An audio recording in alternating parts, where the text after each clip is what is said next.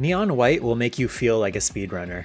I'm not the first person to say that, and I won't be the last, but it's true. Everything in the game, from the core mechanics to the level design, are deliberately constructed to appeal to speedrunning. If you like fast-paced platforming games, it's a no-brainer. The main gameplay loop revolves around a card-based system, where these different spirit cards you gather allow you to either use different weapons or use different movement techniques, and you get to choose what you want to do every time you pick up a card. There's no deck management since the cards are all one use each, so you don't have to worry about that if that's something you're not into. It's still a cool idea though, because it limits what techniques you can use at any given time, rather than just allowing you to use whatever you want whenever you want. You will die several times playing Neon White. The difficulty can be kind of harsh, but it's definitely designed around that. All of the levels are short, less than 2 to 3 minutes each. A ton of them are less than 1 minute, and you can reset any of them instantly if you know you're gonna fail. I bashed Sonic Forces for having short levels, and I don't mind comparing Neon White to a Sonic game since they're both built around speed, but the difference is you have full control in this game. So much of Sonic Forces is automated. By the end of each level, I hardly felt like I had done anything. In contrast, Neon White is entirely reaction-based. Like, sure, a lot of it is still memorizing the levels and learning what's going to be ahead of you around each corner, but there's just so much going on in each level from moment to moment. There's almost never a second of downtime.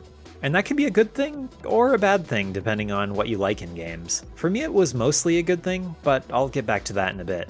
The cutscenes can be a little stagnant at times, since it's just two paper cutouts talking to each other for most of the game. But the fun, albeit cliché characters and superb voice acting easily make up for it.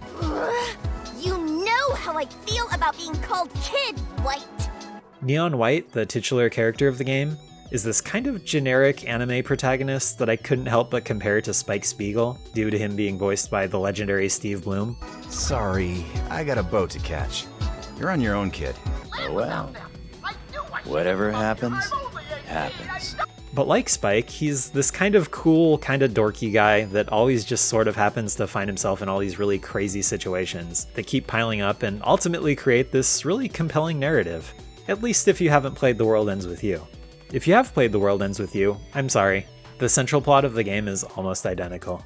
You find yourself in the afterlife with a motley crew of anime protagonists, and you have a set amount of days to survive a killing game and win another chance at being alive again, or at least not dead. Thankfully, you and your friends are all named after colors, because I know I wouldn't remember their names if they were given proper ones. Not because they're bland or anything, but just because I've watched so much anime and played so many Japanese video games. All of these character archetypes just sort of blend into each other after a while. You got the generic happy-go-lucky comic relief best friend, Neon Yellow, the generic sexy love interest, Neon Red, and then the two characters that were probably the most interesting were Neon Violet and Neon Green.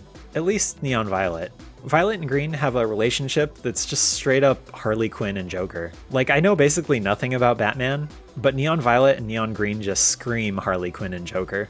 And it's fun to see that dynamic in something that's not Batman. It makes them stand out just a little more compared to the more stereotypical characters in the game. There's also these ghostly angel guys and a couple of cats, but the game is mostly about the neons. This is the sort of game I would have absolutely loved as a teenager. The anime art style, the hyperactive gameplay, just scream Teenage Nathan. But as an adult, I almost felt like there was too much content. In my adult life, I've learned to appreciate shorter experiences that leave me wanting more, rather than longer ones that overstay their welcome. And by the end of Neon White, I can safely say I was ready to be done with it. I'm gonna bring up Sonic Forces again, because I feel like Neon White is the antithesis to that game. I do appreciate when a game is so good it leaves me wanting more, but it can't go too far in the other direction either. Sonic Forces did so little with each level, it left me wanting too much more. But after playing Neon White, I can safely say even too much content is better than not enough, as long as the moment-to-moment gameplay is satisfying enough. Ideally, a game hits this sweet spot right in the middle, like Sonic Frontiers, where I feel like I could still play more of it if they made a sequel or additional DLC, but I'm still plenty satisfied with everything the game did have to offer.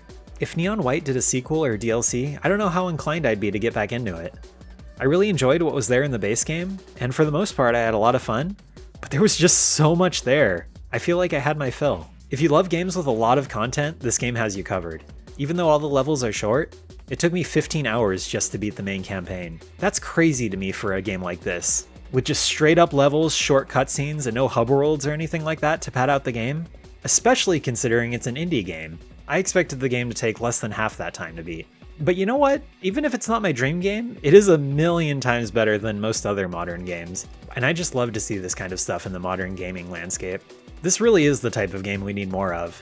It reminds you of the games AAA studios were making like 15 to 20 years ago. But this whole game was spearheaded by just like 2 or 3 people. It's so great that we can get games this good by such small teams nowadays. And it really gives me hope for the future of gaming, at least in the indie scene. Hopefully AAA developers will see stuff like this and realize they don't need to be dumping millions of dollars into these projects to create really endearing and memorable experiences. But if not, at least we've got games like Outer Wilds, Bomb Rush Cyberpunk, Hi-Fi Rush, and Neon White keeping the dream alive. Have you played Neon White? What were your thoughts on it? Did you like it? Did you think it was almost too long like I did? Maybe you thought it was too short? Let me know in the comments. Thanks for watching.